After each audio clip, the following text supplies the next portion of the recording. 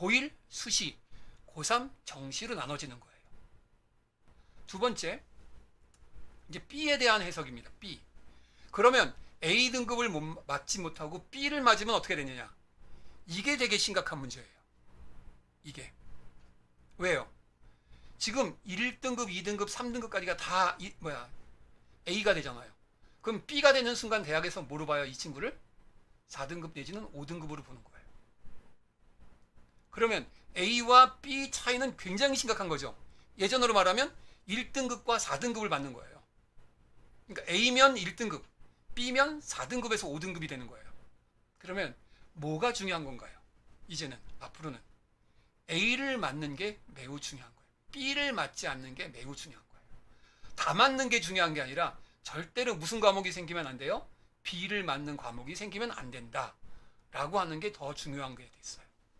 뭐 하나라도 펑크가 나면 안 된다 라고 하는 게 이게 이번 입시에서 매우 달라지는 점입니다. 그러면 이게 무조건 A를 맞아야 되는 거군요, 이렇게 생각하시면 안 돼요.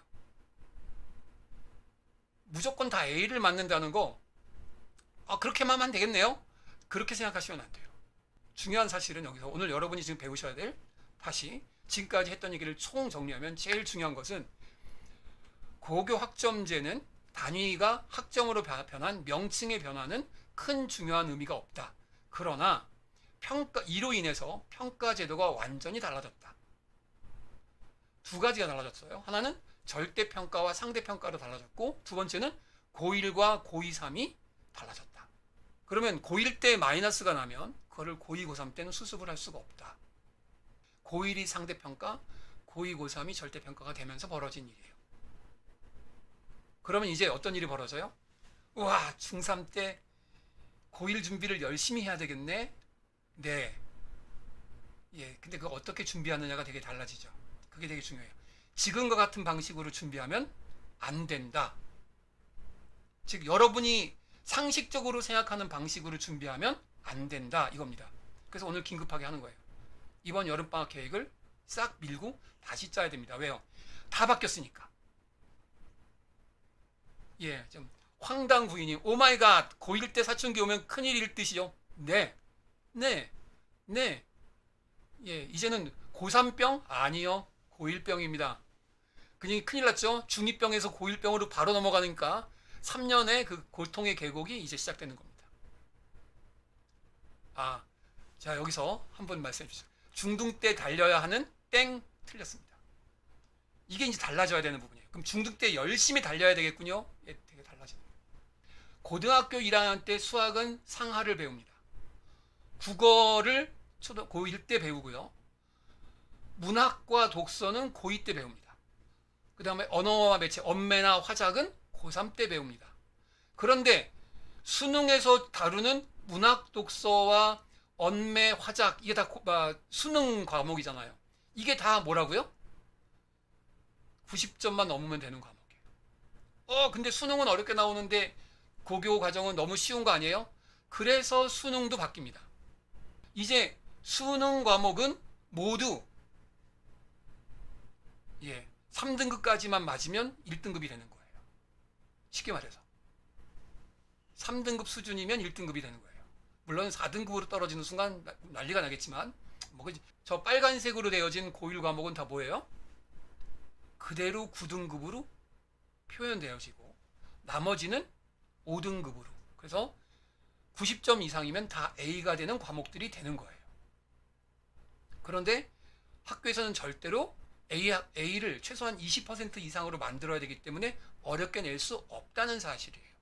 그렇기 때문에 무조건 쉬워지는데, 그 예가 바로 올해예요. 작년까지 어렵게 문제를 내던 학교들이 많았어요. 그래서 90점 이상자가 거의 한 명도 없는 학교들도 있었어요. 그 학교들이 올해 갑자기 쉬워졌습니다, 문제가.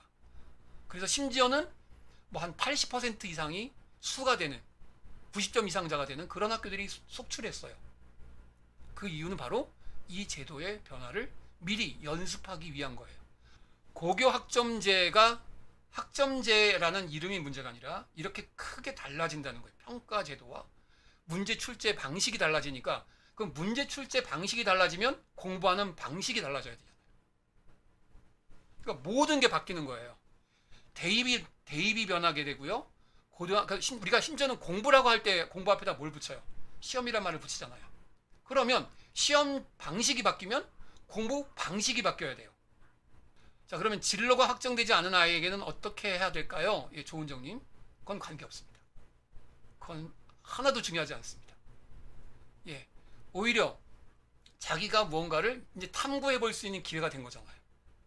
이걸 오해하시는 분들이 있는데, 어떻게 그러면 고등학교 고3 때라도 진로를 정해야 되는데 어떻게 벌써 고1 때부터 선택 과목을 정하라는 말입니까? 그게 얼마나 다행이에요. 선택 과목을 들어봤더니 이거 완전히 나하고 안 맞는 과목이야. 그러면 우리 아이가 뭐예요? 그 과목을 그냥 간신히 뭐만 하면 돼요. A만 맞으면 되고, 그리고 그 진로를 선택하지 않을 수 있잖아요. 이게 얼마나 좋은 거예요. 세상에 그거 모르고 대학 진학했다가 다시 재수를 하는 일은 안 생기니까. 이건 대단히 좋은 일이에요. 그래서 선택 과목을 듣는다는 것을 그렇게 여러분 입시라고 생각하지 말고, 그래서 이거를 저희가 수미양가로 매긴 거단 말이에요. 90점 이상으로 한 이유가 그런 거고요. 심지어 어떤 과목은 신청하는 아이들이 적은 경우에, 만약에 어느 과목을 이렇게 개설했는데 7명이 듣는다. 그러면 이제 폐강되는 경우도 있죠. 몇 명 이상이 들어야 된다. 그래서 만약에 15명이 들었어요. 그럼 15명 중에서 수를 몇 명을 줄 수 있겠어요? 그러면 안 되잖아요. 그러니까 그건 선생님이 그거는 이제 교육청과 협의를 해서 이거는 3등급으로 매기겠다. 그러니까 5단계가 아니라 3단계로 매기겠다. 그러면 이제 뭐예요? 15명이 5명이 수를 받는 거죠. 뭐 이렇게 아마 탄력성 있게 이걸 운영하게 될 겁니다. 지금까지는 그래 왔어요. 앞으로도 그럴 거고요. 심지어 어떤 과목은 패스, 넌패스로 가는 과목도 생겨요. 그러니까 충분히 아이는 뭐죠? 부담감 없이 공부를 해볼 수 있는, 그러니까 공부를 공부답게 해볼 수 있는 그런 제도다 라는 거예요. 이거를 아마 어떤 분들은 좀 이렇게 악의적으로 설명하시는 분들도 있을 텐데, 우리 애들 입장에서 보자고요. 애들 입장에서 세상에나 경영경제에서 뭘 배우는지도 모르고 단순히 성적이 좋다는 이유로 경영경제에 가는 아이들이 있잖아요. 그렇죠? 그런 애들이 많거든요. 심지어는 내가 취업이 잘 되려면 무슨 과에 간다. 그래서 갔더니 그걸 하나도 적응이 안 되는 과목들도 있고. 이런 부분들을 고등학교 때 스스로 선택해보고 탐구해보게 한다는 거예요. 그러니까 여기서 100점이 중요하고 96점이 중요한 게 아니라 일정한 성실성을 발휘해서 A 학점을 받으면 된다는 거예요. 그리고 그 아이는 쓰면 돼요. 면접 볼 때. 저는 그 과목이 안 맞더라고요. 그래서 제가 이렇게 옮겨서 이쪽으로 왔지 않습니까? 이렇게 설명하면 오히려 이 아이는 좋은 평가를 받습니다. 왜요? 이 녀석은 진짜로 자기 진로를 위해서 애쓰는 아이였구나. 그래서 결국 우리로 왔다는 거는 나름 선택해서 온 거구나 라고 하는 거예요. 자, 여기서 되게 중요한 부분, 과목 선택 얘기를 하나 더 한다면, 대학이 지금 초미의 관심사는 우수한 학생을 뽑는 거예요. 1번. 그쵸? 그런데 또 하나의 1번이 있어요. 그게 뭐냐? 그만두지 않는 학생을 뽑는 거예요. 서울대에서 뽑았더니 의대를 간다고 그만두고, 연고대에서 뽑았더니 그만두고, 서울대 가거나 의대를 간다고 그만두고, 이런 애들이 너무 많다는 거예요. 그리고 중위권 대학은 또 그만두고 스카이 가겠다고 하고. 그래서 대학은 뽑을 때 우수한 아이들을 뽑기만 하는 게 아니라, 심지어 어떤 대학은요, 중위권 대학은 아예 영재고 애들을 뽑지 않아요. 왜요? 그만둘 거라고 예상하니까. 전통적으로 그런 애들이 들어왔다가 그만두더라. 그래서 아예 처음부터 안 뽑아요. 그런 대학들도 있어요. 그러니까 이제 대학의 초미 관심사는 우수한 아이들만이 아니라 안 그만두고 와서 끝까지 다닐 아이를 뽑는 거예요. 그러니까 아이들이 면접이 되게 중요해지겠죠. 그리고 이 생활기록부에 자기가 무슨 과목을 선택했는지가 되게 중요하겠죠. 그래서 연관된 과목을 들어야 되는데, 만약에 생각해 보세요. 선택 과목으로 맨날 생명과 관련되어진 의학과 관련된 과목을 다 들었는데 느닷없이 경영경제를 왔어요. 그래서 합격했네. 점수가 좋아서. 그걸 대학에서 뽑겠어요? 이제 그만둘 아이잖아요. 그렇잖아요. 그게 다 보이잖아요. 선택 과목에서. 자, 그리고 또 하나. 아까 이제 달린다는 얘기가 나와서 이제 드립니다. 달린다. 달리는 일이 결국 뭐 한다는 거예요? 선행한다는 거잖아요. 두 번째는요, 심화한다는 거잖아요.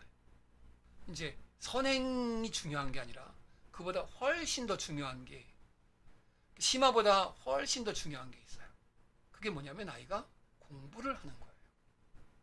공부를 하는 거예요.